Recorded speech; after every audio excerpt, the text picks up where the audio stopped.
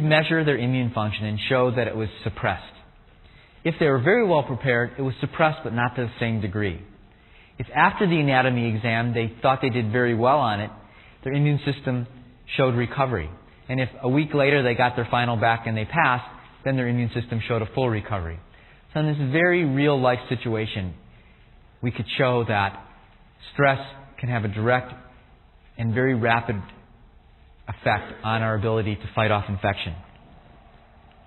Exactly 10 years after that study came out that reported that the mind had no influence on the body in people with cancer, this study by Cohn was published in the same journal, the New England Journal of Medicine, which demonstrated that our perceptions of our life actually have a very direct and profound experience on how we respond to challenges.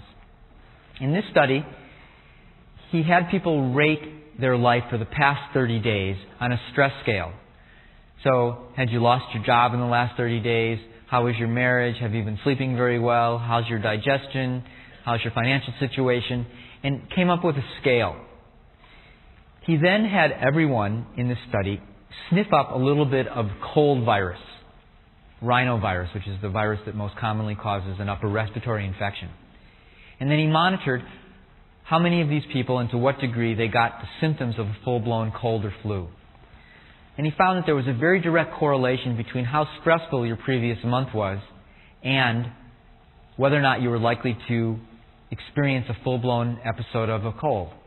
If you were very stressed, almost certainly you were going to come down with the infection. If you had very little stress in your life over the past month, you could still find the viruses in your nasal passages, but you didn't come up with a full-blown sneezing and coughing and sickness. And so again, a very direct and very practical understanding of how our states of mind influence our susceptibility to illness.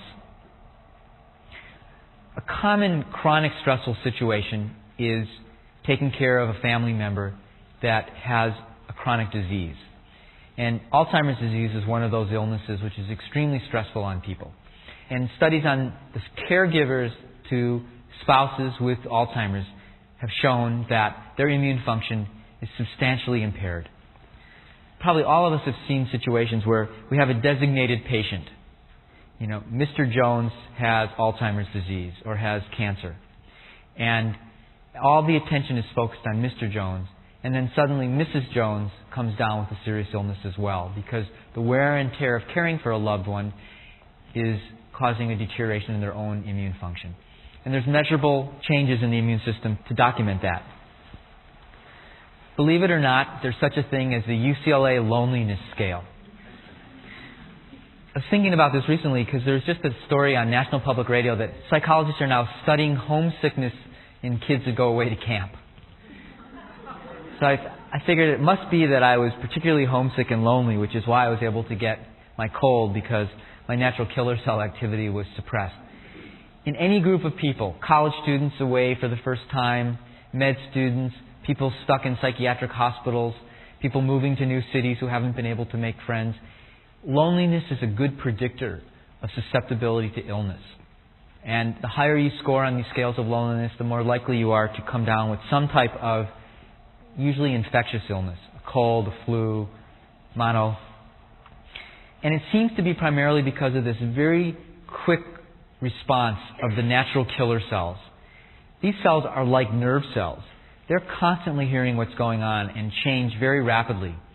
I was just at a meeting of the American Psychiatric Association with Dr. George Solomon, who's really the father of psychoneuroimmunology.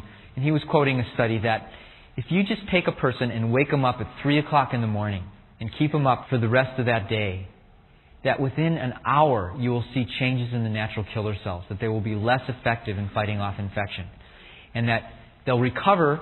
If the next night they're able to get a full night of sleep, by the next morning they'll have recovered again. That quickly. So we can just imagine how someone's under stress. They're not sure they're going to get their business proposal in on time. They're worried about they're losing their job. Their relationship with their boyfriend is breaking up. They're not sleeping that well that night. Very instantly, you're going to see that your susceptibility to illness becomes less. So we'll talk about sensory modulation. Another rapid change is you can quickly increase or decrease natural killer cell activity by touching someone lovingly.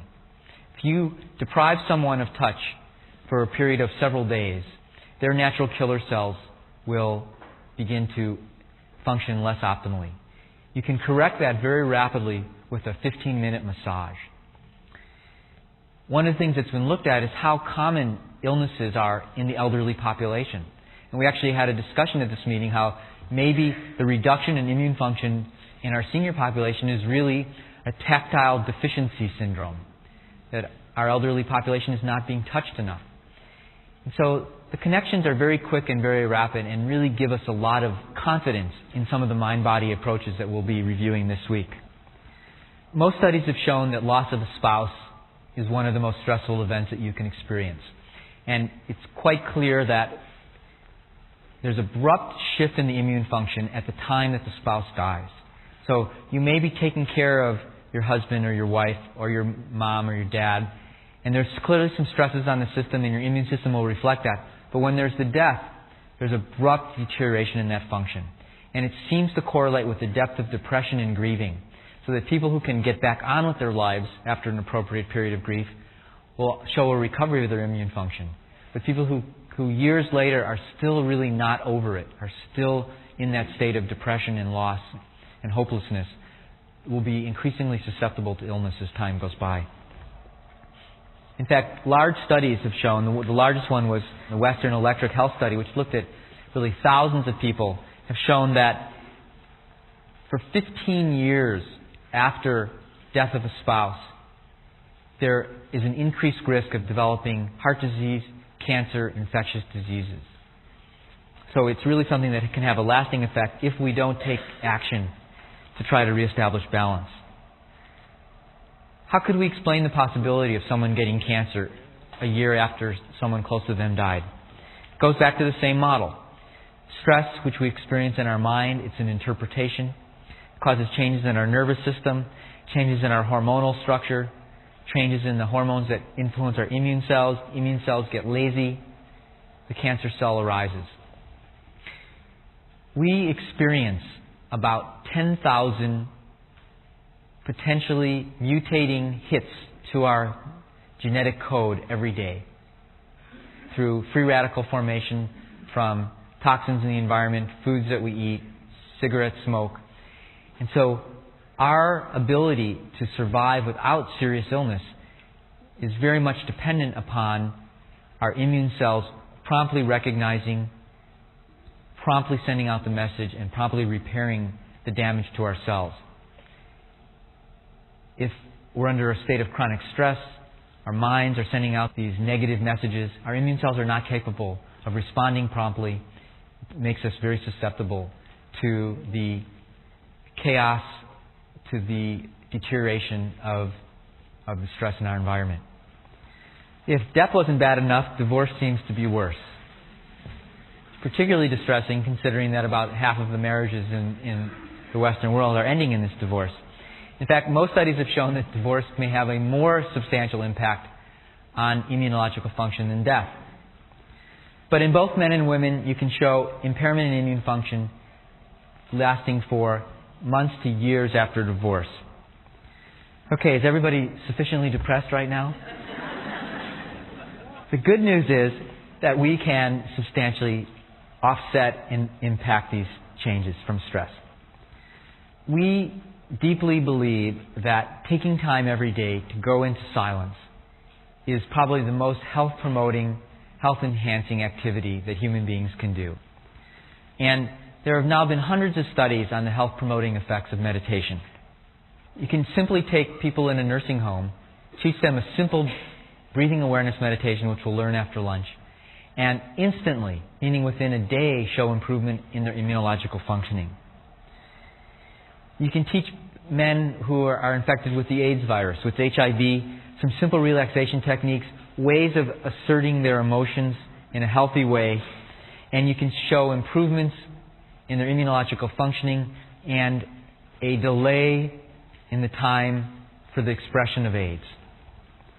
Dr. David Spiegel, psychiatrist at Stanford, has been quoted widely now showing that just simply getting people together to express their feelings in an environment that supports them and that gives them tools to access deeper, more comfortable